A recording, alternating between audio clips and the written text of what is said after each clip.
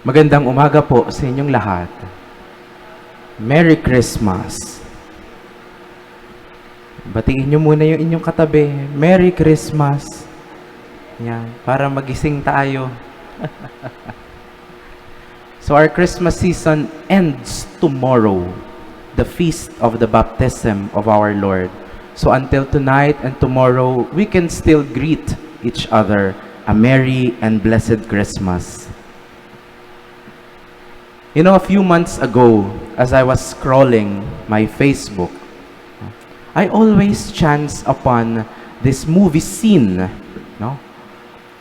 Na I think sumikat ito before.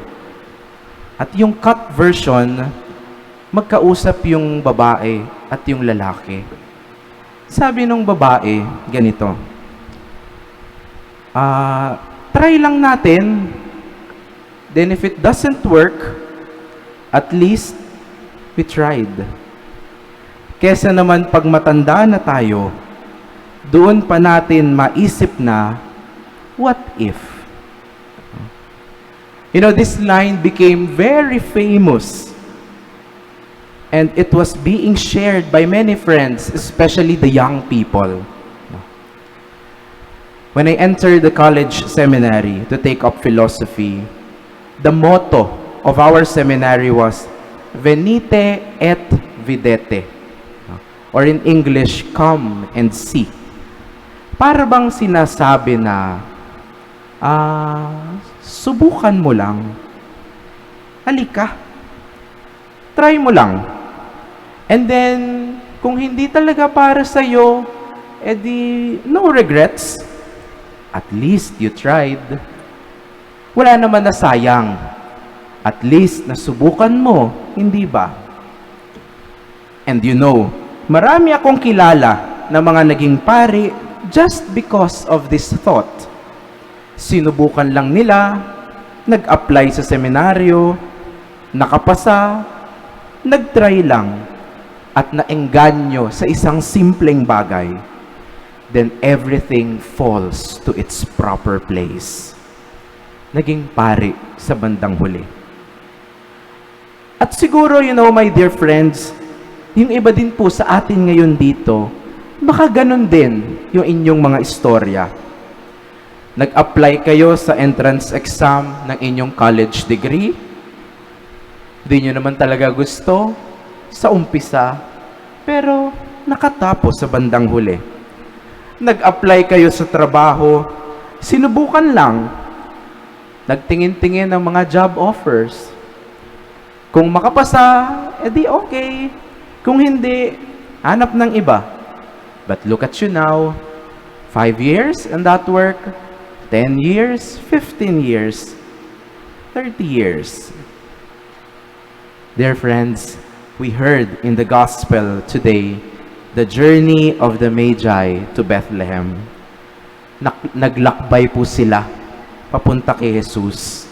And their guide, the twinkling light of the star. Kung kayo po ang pupunta kay Jesus, o kung tayo, will you follow a star? Susundan niyo po ba yung bituin sa langit? Of course not. Baka, kung may pupuntahan tayo, mag-search tayo sa Google Maps, o Waze, o kaya kung anong GPS yan. But this Magi, they put their trust on a star. They risk that somehow this star will guide them to Jesus. At siguro, ito yung kinakanta ng mga Magi habang naglalakbay. This is my quest to follow that star.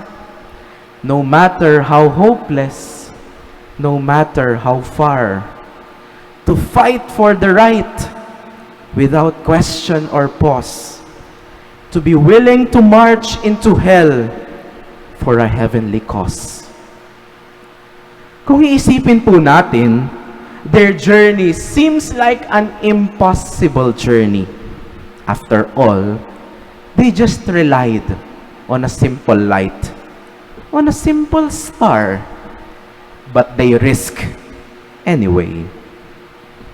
And you know, my dear brothers and sisters, many times in our lives, we just need to take a risk.